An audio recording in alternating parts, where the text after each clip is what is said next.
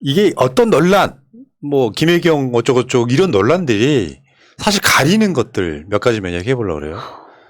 이재명 후보에 우리가 방송을 한번 소개해 드린 적 있고 이분 지금 입국하시자마자 제가 낚아채려고 하는데 인터뷰를. 네. 지금 이재명 후보의 국제통상특보단장이신 김현정 전 대통령 외교안보특보.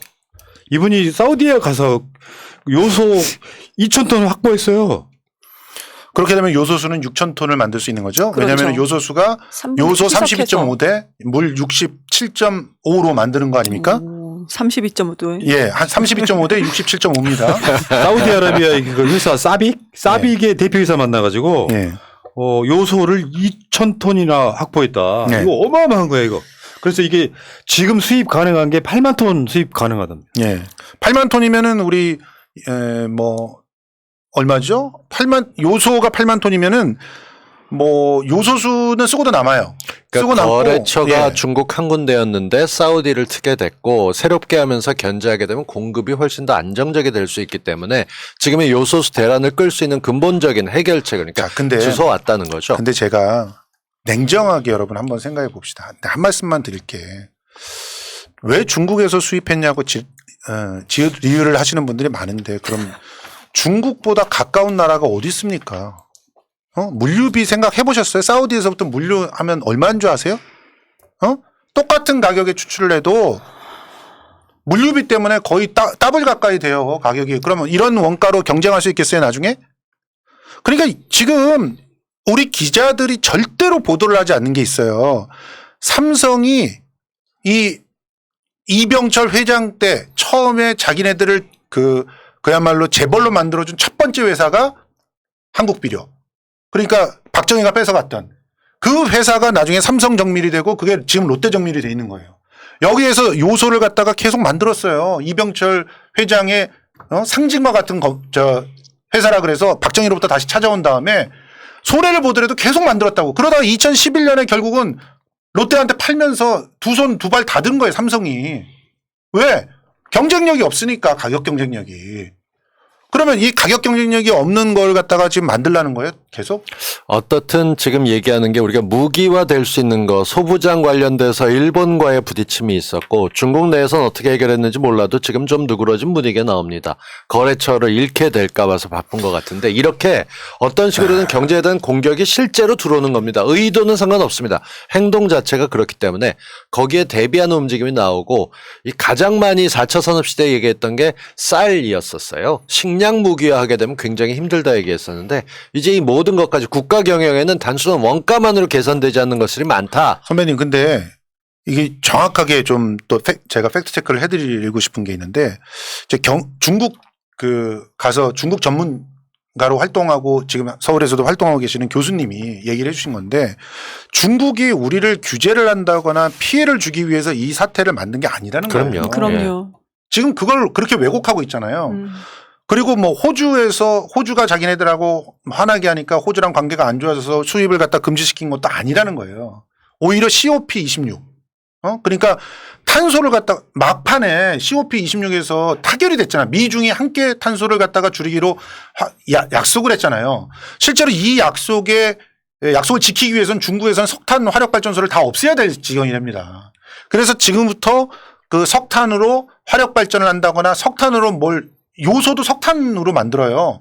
석탄에서 요소를 빼낸다고 하는 미친놈들이 있었는데 기자들이 그게 아니고 석탄의 수증기를 쏘여가지고 거기서 이제 이산화탄소를 갖다 암모니아에 입히는 거거든요. 그래서 이제 요소를 만드는 건데 그렇게 되면 결과적으로 일산화탄소가 계속 발생하라는 거야. 그러니까 이거를 그렇게 안 만들고 다른 방식을 찾아보려고 하니 그러면 연착륙을 시켜야 되잖아. 그래서 석탄 사용량을 일단 줄이다가 좀 사단이 나가지고 전기도 힘들게 됐고 그리고 요소도 내년도 봄에 쓸 거를 갖다 비축해 놓기 위해서 일단은 그럼 수출은 잡자 이랬던 건데 그게 한국에 이렇게 결정적인 영향을 줄지는 몰랐다라고 하면서 사과까지 했어요. 오늘 이재명 후보한테도 와서 그 중국 대사가 사과를 했어요. 그런데 지금 이게 중국이 우리를 갖다 공격하기 위해서 이랬다 이런 가짜뉴스를 퍼뜨려서 중국에 대한 혐오를 불러일으키는 것들이 기자냐고요. 기본이 안 돼 있는 것 같고 예. 실제로 그러니까 이런 사태가 왜 일어날지를 몰랐어 이런 식으로 공격하잖아요. 예.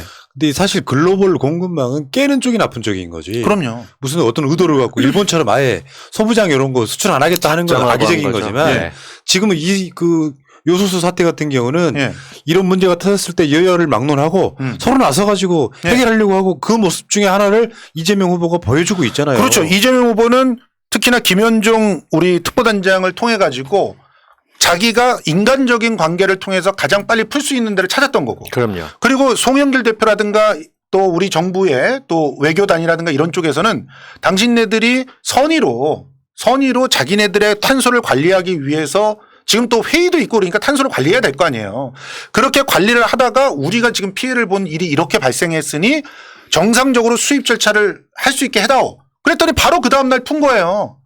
그래서 중국에서 지금 수입되기로 했던 물량들 전부 다 수입 관련된 절차를 받고 있다는 거 아닙니까? 그러면 이제 나중에 봐. 여기서 우리 김현종 그 단장이 확보했지. 러시아에서 또 송영길 대표가 2달 후에 확보했지. 베트남에서 확보하지. 그리고 호주에서 27,000톤 군용기가 실어 나올지. 나중에는 요소가 넘쳐. 그럼 어떡할 거야 또. 식물 많이 심어야지.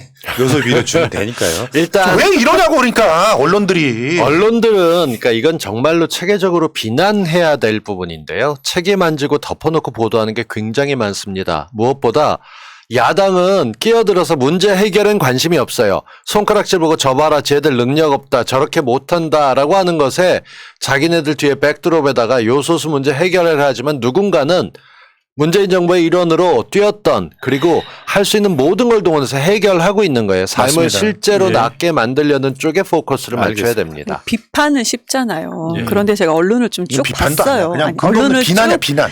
쭉 봤는데 네. 비난은 그래요. 그 자기네 나름대로 근거는 있죠. 비난은 항상 열심히 합니다. 예. 그럼 이렇게 지금 좋은 일이 있는 거잖아요. 예. 그럼 그거에 대한 기사 한 줄이 없습니다. 그러니까 요소수 문제 없어요. 해결됐다라고 하는 한 네. 줄 안 써요.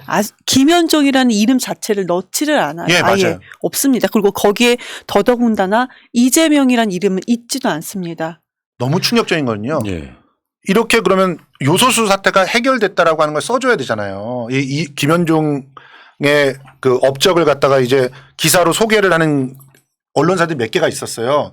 그러면 이걸 써줘야 되잖아. 그렇지 않고 제목이 어떻게 돼 있냐면 그 김현종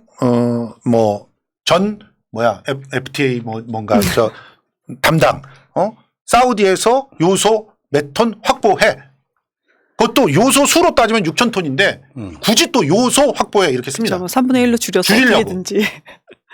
알겠습니다. 아, 어쨌건 진짜? 지금 이게 어떤 책임감을 갖고 여당의 대선 후보인데 요소수 관련해서 중국 뭐 사우디 이렇게 전방위적으로 노력하는 후보가 있고요.